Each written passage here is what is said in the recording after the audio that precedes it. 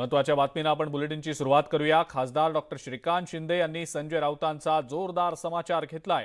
तुम्हाला सुरक्षा हवी होती तर तसं मुख्यमंत्र्यांना सांगायचं असतं। सरकारनं तुम्हाला 2 पोलिसांच्या गाड्या दिल्या असत्या असा खोचक टोला श्रीकांत शिंदेंनी राऊतांना लगावला।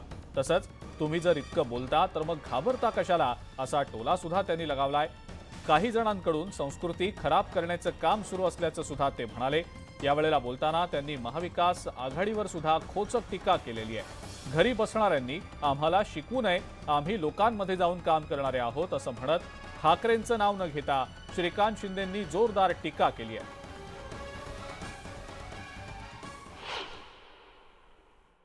थुंकण्यापर्यंत बदल घालवली म्हणजे ही महाराष्ट्राची संस्कृती कधीच नव्हती। ही महाराष्ट्राची संस्कृती जी आहे खराब करण्याचं काम जे आहे ते काही लोकांनी या ठिकाणी केलं आणि त्याच लोकांनी जे आता स्वतःला सिक्युरिटी पाहिजे म्हणून त्या ठिकाणी बनाव रचला। काल कोणतरी बघत होतो सोशल मीडियावरची काळू वाळूची जोडी, अगोदर नाटक यायचं ना त्याच्यामध्ये ते एकमेकांना काळूचा तमाशा राईट वर्ड त्याच्यातून स्वतःबद्दलच अरे सिक्युरिटी पाहिजे तर आम्हाला सांगायला पाहिजे होतं। मुख्यमंत्री कोणाला सांगायचं बाबा फोन उचलून अरे मला सिक्युरिटी द्या, एक गाडी पुढे एक गाडी मागे देऊ आपण, मग या घुम फिरत या सगळ्या गोष्टी करायच्या गरज काय?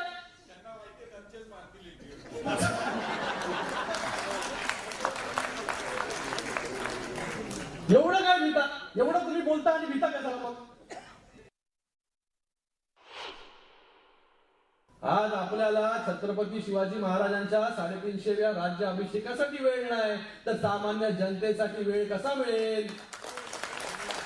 कसा मिळेल?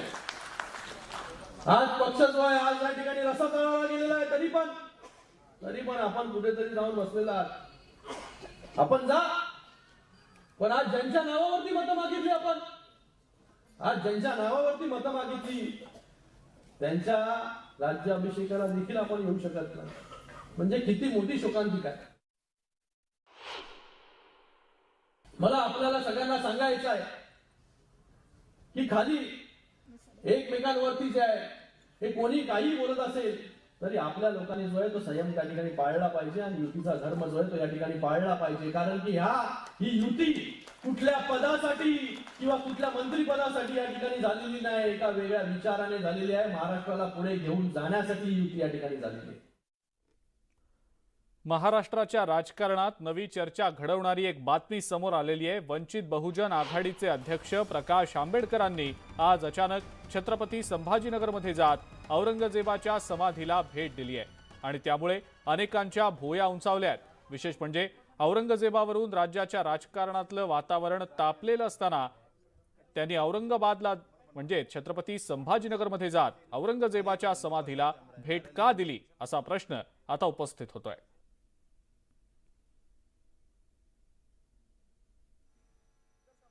सर वातावरण हे सगळं असं पाहिलं आम्हाला सर इथे मारुतीचं मंदिर आहे, त्या मारुतीच्या मंदिराने सुद्धा आम्हाला सर मदत केलेली आहे। त्यांना सर कसल्याच पद्धतीचा आक्षेप नाही, त्यांनाही मी असं संध्याकाळी भेट देतो।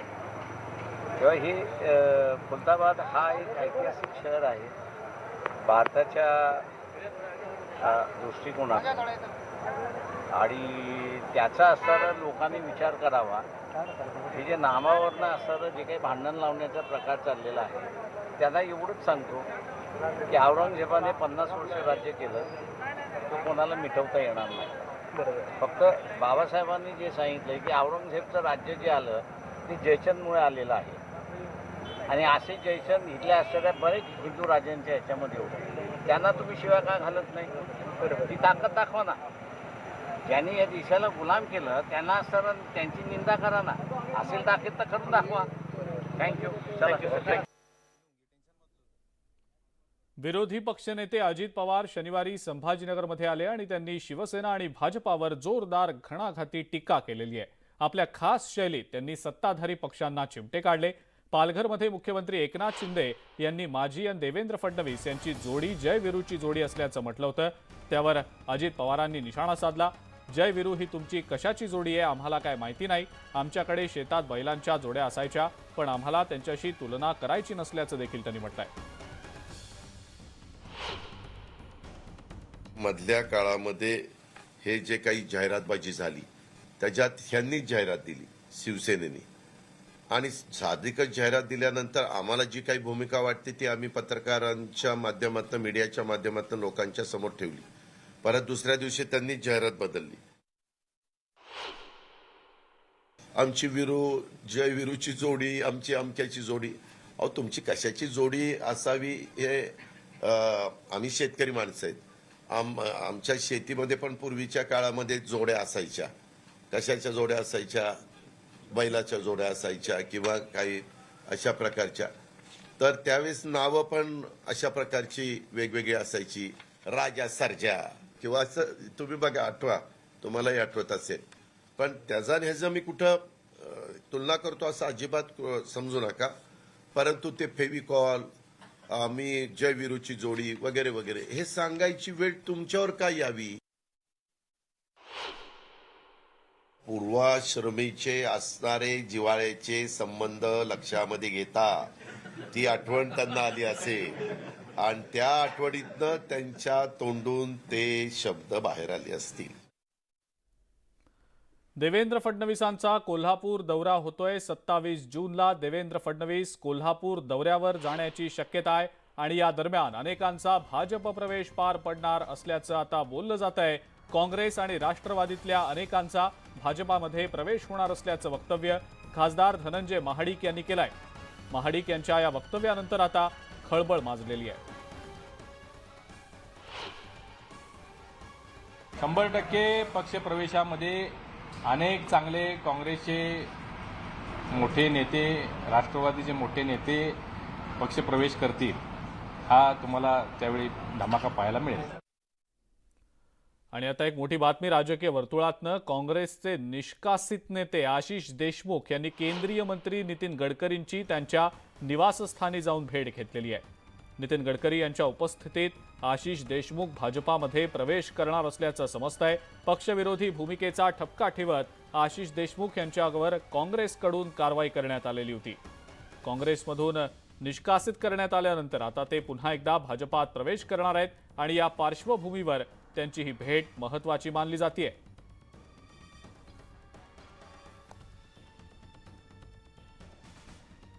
ऑनलाईन गेम खेळत असलेल्या मुला-मुलींच्या पालकांसाठी ही महत्त्वाची बातमी आहे. पबजी खेळताना झालेल्या ओळखीचा गैरफायदा घेत अहमदनगरच्या संगमनेरमधल्या तरुणीला हॉटेलवर बोलवून तिचा विनयभंग करण्यात आलाय. तिला पळवून नेण्याचा सुद्धा प्रयत्न करण्यात आला. बिहारच्या 2 तरुणांनी थेट संगमनेरमध्ये येत हा सगळा धक्कादायक प्रकार केलेला आहे. सुदैवानं सतर्क नागरिक आणि हिंदुत्ववादी संघटनांच्या कार्यकर्त्यांमुळे मुलीच्या अपहरणाचा प्रयत्न फसलेला आहे. मुलीनं दिलेल्या तक्रारीनंतर या प्रकरणी आरोपी अक्रम शहाबुद्दीन शेख आणि मोहम्मद फैजल या दोघांना पोलिसांनी अटक केली आहे.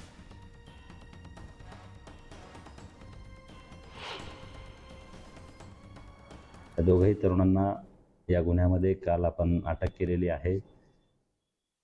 त्यांचे जे काही मोबाईल्स आहेत ते सुद्धा आपण या तपासामध्ये जप्त केलेले आहेत, आणि यामध्ये हे तरुण नेमके अन्य कोणत्या उद्देशाने आलेले आहेत, त्यांना या ठिकाणी येण्यासाठी काही फंडिंग वगैरे कोणी पुरवलेलं आहे, ते नेमके काय करतात, त्यांच्या मोबाईलवरून किंवा त्यांच्या मोबाईल हिस्ट्री असेल किंवा अन्य त्यांच्या मोबाईलमधील सोशल मीडिया ॲप आहेत त्यामध्ये ते अन्य कोणाकोणाच्या संपर्कात आहेत याविषयी आपण तपास करत आहोत.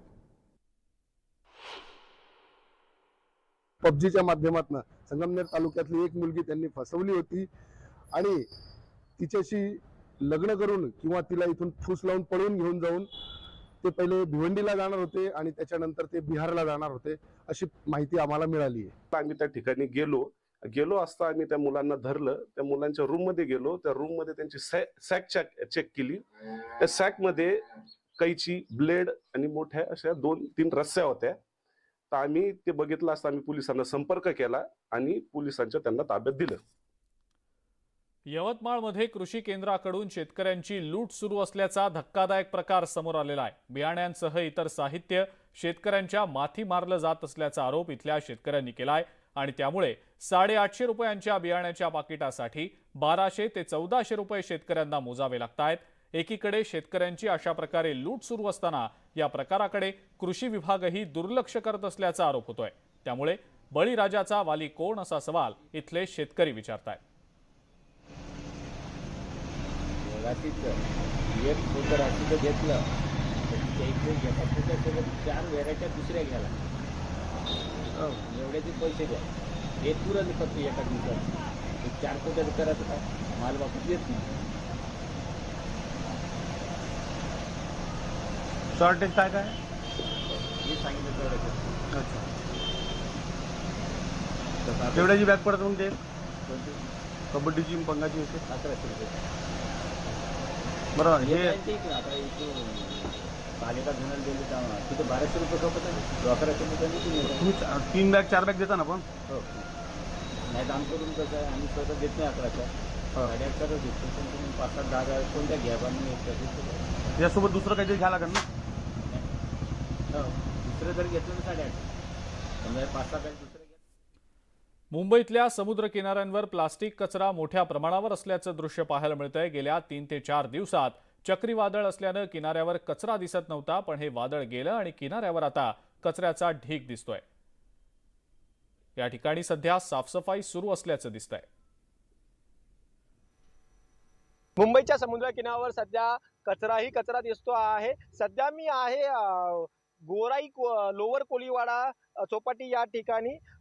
बघू शकतो कशा प्रकारचा कचरा हा जमा झालेला आहे. गेल्या 3-4 दिवसामध्ये बिपरजॉय चक्रीवादळ होता म्हणून समुद्राला भरती होती. अक्षरशः हा उंच लाटीही सुद्धा जात होत्या आणि आता मात्र बिपरजॉय चक्रीवादळ गेल्यामुळे नेहमीप्रमाणे जी परिस्थिती असते ती झालेली आहे. आता ओटी झाल्यानंतर या ठिकाणी समुद्र किनाऱ्यावर मोठ्या प्रमाणात कचरा आल्याचं पाहायला मिळत आहे.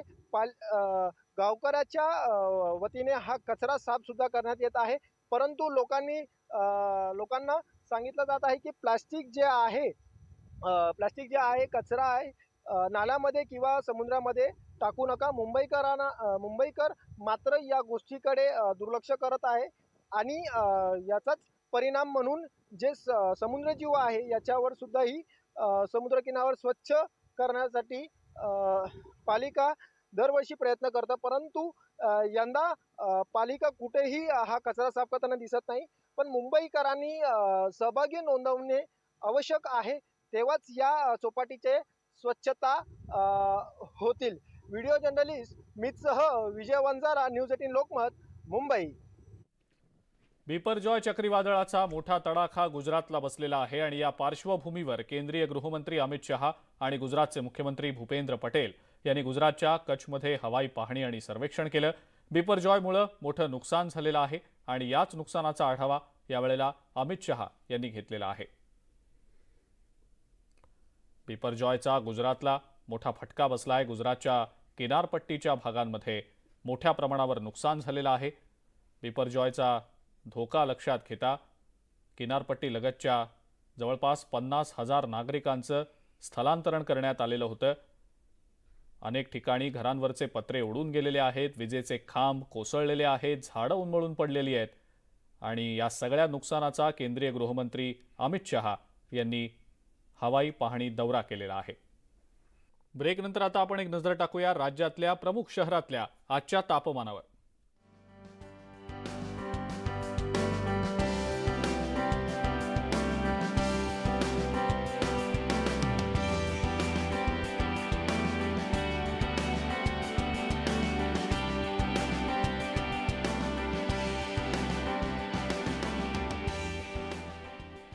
महाराष्ट्र अनलिमिटेडमध्ये आता वेळ झाली आहे इथंच थांबण्याची. ताज्या बातम्या आणि अपडेट्ससाठी बघत राहा फक्त न्यूज 18 लोकमत.